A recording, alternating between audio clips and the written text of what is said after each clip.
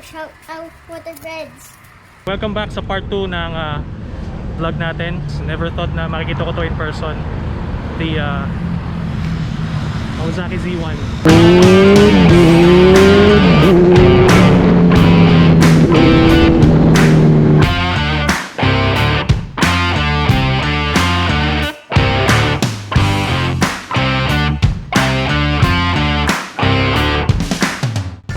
Medyo sanay ka ng magmotor and you're looking for power, yun ang napaka number one advantage is yung raw power ng Z1. And very distinct naman yung suspension niya, bro. Ah, yes. Loaded suspension. Ito yung cellphone ko, mga ka-breds, P30 Pro. Siguro sa kalahati yung lapad ng gulong niya. 14 to 15 kilometers per liter. So medyo lumalabok po talaga siya ng gas.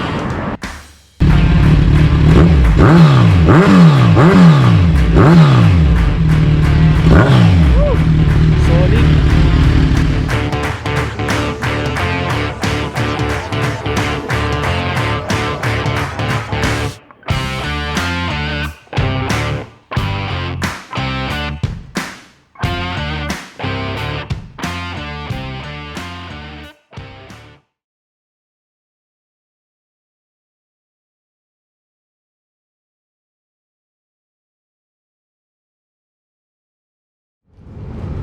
Alright mga ka-breds, good day. So welcome back sa part 2 ng vlog natin.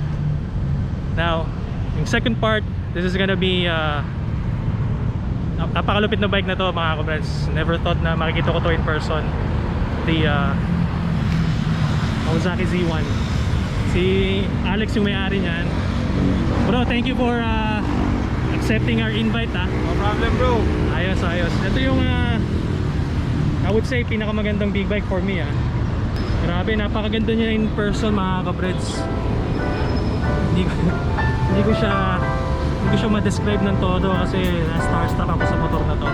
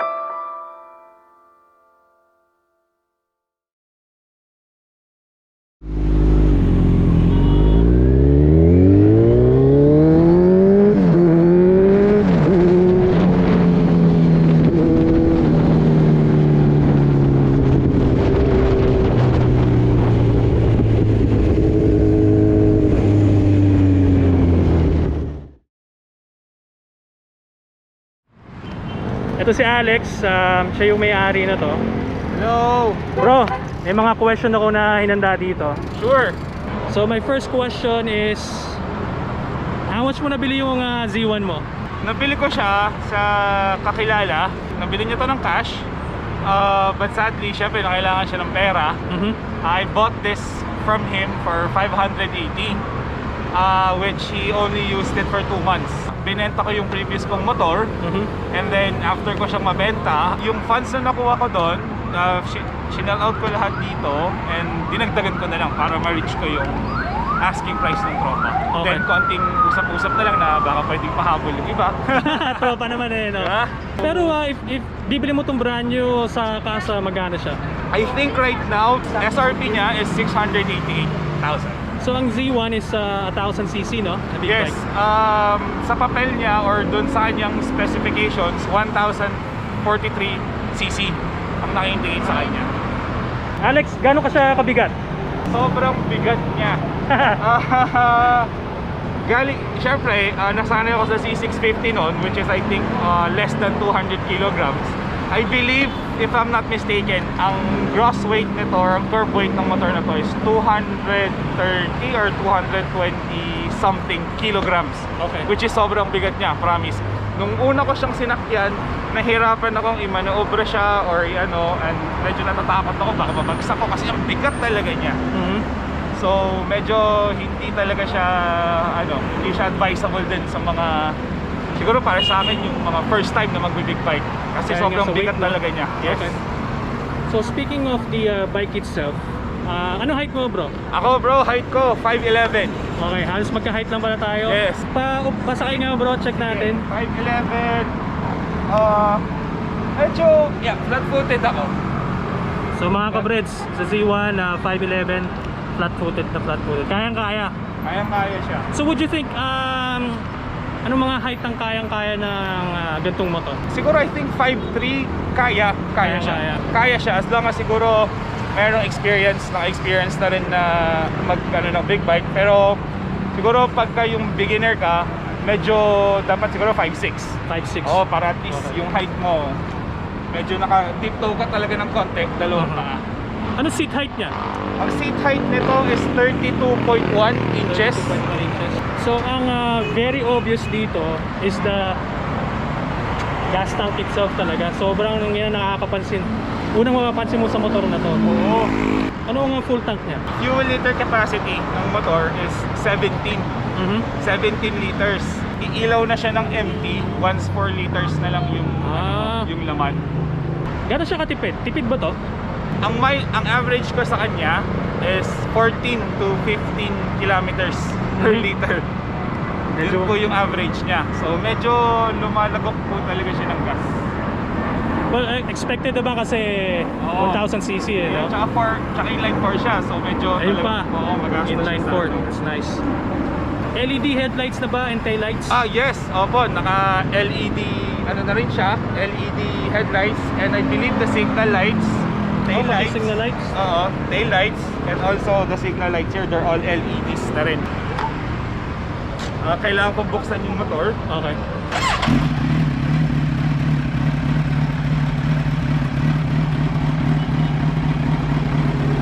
Signal light. Signal light. May hazard siya. Yes, may sarili pala siyang hazard button. Sa likod niya.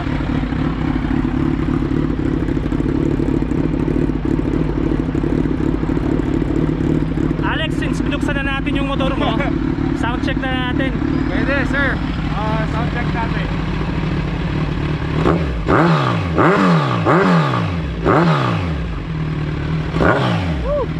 Solid.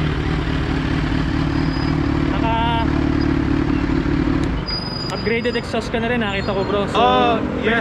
share mo naman sa amin kung ano yung ginawa mo kung ano yung ginawa mong upgrade yan. Ginawang upgrade sa kanya. First, ang ginawa ko is nung nabili ko kasi ito sa tropa ko, nabili niya na itong canister. I think this is a copy of Akrapovic. Na bili ko yung motor kasama na to. Okay. But yung tubo niya from elbow up to the headers, shout out kay Orion. Si Orion ang gumawa niyan. Nice. Sinukat niya lahat yan, yung headers ko, pati lahat ng tubo. Then sinalpak niya. And Dual shout out exhaust, din sa S-Bus, sa SPAS. Sila yung nag-retune ng motor after kabit ni Orion yung aking exhaust. Magkano nagastos mo nung pina-remap mo siya tapos yung full exhaust na yan? yung pipings niya up to the headers, siguro inabot ko rin 20k din siya. 20,000? 20,000. Kasi apat yung ano niya, headers Oo. sa ano eh. Yung tuning, kay SBAS, yung woolage, nasa 15,000 for Z1. 15,000? Oo, 15,000. So medyo madugo siya. Ang swerte na lang, medyo parating na ang holiday seasons pa. So medyo nagka-bonus tayo, di ba? Makakabawi tayo sa Oo, 13 months. nakakabawi tayo. ABS? ABS sir. Yes, the bike comes with ABS sa harap. Actually, it's a very important feature for me. Sa lahat ng bike siguro, kailangan at least may ABS. Kasi natin may iwasan yung biglang preno. True. Diba? Exactly. Hindi natin may iwasan yun. And if we don't have that ABS, pag nag-lock ang brake natin, discrash talaga ang buti natin. Right. So yes, may Front and ABS back, siya, no? front and back. May ABS siya. And very distinct naman yung suspension niya, bro. Yes. Oo, din suspension. Stock niya is all-ins. And I think ito yung difference niya from the other Z1000s. Kasi from the Z1000s before, I think it's 2016 below or 2015 below, did not have yung all-ins tsaka yung Brembo. Yun lang naman yung pinagkaiba nila, nothing else. I don't think may iba na. Mga ka-breds, stock suspension niya. All-ins. Tapos, Brembo brakes. Dual disc brakes sa harapan. ABS. Anong brand ng gulong na to? Ano ba ang ito? I forgot. Bridgestone. Bridgestone Battle Axe, I guess. Yeah, Battle Axe. As well as sa likod. 190 by 70. 120 by 55 yung harap. So, yan, medyo maano siya. Ito yung cellphone ko, mga ka-breds. P30 Pro. Siguro, sa kalahati. Yung lapad ng gulong niya. Grabe oh, laki. Na-experience mo na ba na merong backride dito? Yes. Lagi akong may OBR, official backride. Pero sabi naman niya, regarding the comfort, ever since nagpalit ako ng Z1, medyo mas nakakomportablehan na siya dito kasi medyo maluwag na yung ano namin, distance. Hindi na kami nagkakaungkugan sa helmet. And yung comfort niya naman dito, medyo malambot yung upuan. Tayo. Comfort check. Tsaka yung sa suspension niya, gusto rin ni Mrs. yung laro. Mas malambot to kaysa C650. Oo, malambot nga. Ano yung masasabi mo na advantage at disadvantage ng motor na to? Kung meron. Advantage, marami naman siya. Number one, yung raw power ng Z1. Another is yung comfort niya sa akin, okay. If you want to go somewhere, basta nakamotor ka, mas mabilis ka nakakapunta eh. Exactly. At especially dito pa, nakakapag-expressway ka pa, di ba? Right. So mas mabilis kang nakakarating. Disadvantage, number one sa akin is yung gasolina niya. Consume niya sa gasolina, grabe. Lalo na talaga pag biritan kayo, yung kanyari, sumama ka sa mga friends mo or sa group, tapos nagbiritan kayo, talagang lulunok po talaga siya ng gas. So Alex, last question. Sure. Bakit mo ma-recommend yung Z1000 or Z1 sa mga gusto mag-upgrade ng big bike? Okay. Ma-recommend ko siya for people who are looking for yung medyo tight budget tayo. And you guys, hindi ko sinasabing mura siya. Pero for me, for a 1000cc bike, the Z1 is the cheapest I believe you could find dun sa 4 big players ng Japanese company. Right. Hindi ko din siya ma-recommend sa medyo beginners kasi si Z1000 is naglalak siya ng mga features such as yung mga traction control. Wala siya noon. Wala siyang any electronic assists or ano. Meron siyang slipper clutch. Meron siyang what do you call this? Meron siyang ABS. But those are just the basic safety features na meron siya. Wala rin siyang riding modes. Wala siyang ganyan. Purely si Z1 ay isang 1000cc of raw power. Isa kong recommendation sa mga gusto bumili nito is anyone who's looking for the sound of an inline 4. Ma-recommend ko talaga. Iba, no? Iba talaga. Again, thank you for letting us do this. Bro, Problem, salamat, bro. salamat. Napakagandang Z1, no? shoutout na lang din ako last kanila Racing World dyan sa Molino for taking care of the Z1. So any problems na gusto kong ipacheck, doon ako sa Racing World kay Sir June. Yung mekaniko doon na si Charlie, siya lagi ang umano ng aking motor. If I need to have him check, if I need to put something, pag meron ko doon, lahat doon lagi kay Racing World. So shout out! Mga ka-breds, ito si Art and si Alex, the owner of the the owner of the Z650 and Z1 Kawasaki. So mga bro, go, shoutout tayo. Shoutout ka na! Sige, so first is shout out kay BIGBIKE Underground PH for yun sa mga rides and then kay Racing World of course sa pag-maintain ng mga motor namin, and then kay Orion of course for the quality muffler, probably yung Lomi Boys yung mga yung small South group Boys yun, namin South Boys yun, Lomi Boys. Saka kay kay Demotive kasi they've helped me before sa lowering links ko. Pati kay Honda Driving Safety Center for the knowledge that was transferred or taught to us. Sa akin, shoutout ako actually kay sa BBU, sa BIGBIKE Underground. Guys, maraming salamat sa pagturo sa amin, tsaka sa pag-assist sa amin lagi tuwing rides namin, and sa pag-accompany sa amin dun sa pag-i-enjoy namin tuwing weekend na nare-relax lang kami after 1 week na puro trabaho. So shout out BBU. Nice. Kay Racing World din again, syempre shout out, syempre yun na nag-maintain ng motor namin, si Charlie Boy. Charlie, kumain shout ka out. naman, ang payat mo na eh. Saka kay Sir June, Sir June. Sir June pa, very accommodating sa Racing World na Yes. tinutulungan kami parate. So kapag nasa south kayo, which is Cavite, Las Piñas, if you need a shop na big bike for your accessories and everything, nandiyan ang Racing World. Punta lang kayo, Molino, Bacoor, sa loob ng Springfield.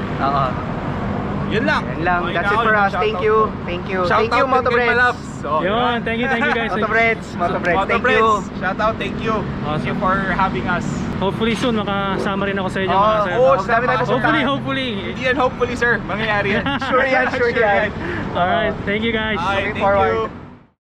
So, yun na mga ka-breds, yun yung 2-part video natin featuring the Z650 and the Z1 Kawasaki. So again, maraming salamat sa tropa natin si Alex at si Art for letting us do this video. And hopefully mga ka-breds, meron kayong nakuhang idea if ever you are planning to get the Z650 or the Z1 especially. So again mga ka-breds, thank you for your support. Salamat sa mga nagsusubscribe. More Big Bikes review coming soon kasi medyo hindi pa tayo nakapag-ride. Maraming salamat for your subscribe. Peace.